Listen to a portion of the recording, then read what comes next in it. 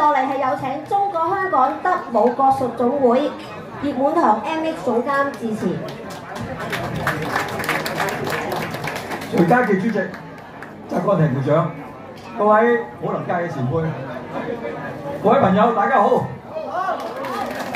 嗱，今日咧好榮幸，亦都好高興，能夠被呢個昆清武泰聯通推手會暨太極柔術協會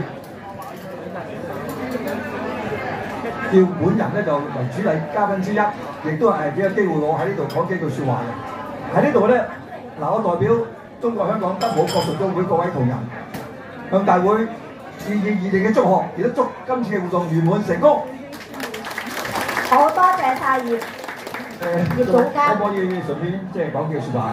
多謝嘅説話，因為上一次喺10月份咧，10月26號我哋香港德武國術總會即係就職，就好多謝徐家傑主席啦、習會長啦，同埋我嘅恩師梁挺師傅嚟出席我哋嘅典禮嘅。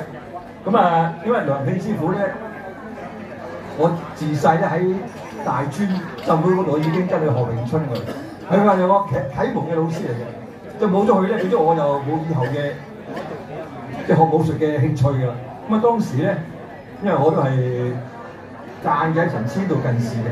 咁變咗成個戇居居咁樣嘅，好在梁師傅帶我出嚟，變咗世面，咁變咗咧就所以我黐手咧好犀利嘅，點解咧？我慣咗閉目黐手，除咗眼鏡啦睇唔到嘢，就閉目黐手，所以我零舍犀利嘅師傅啊！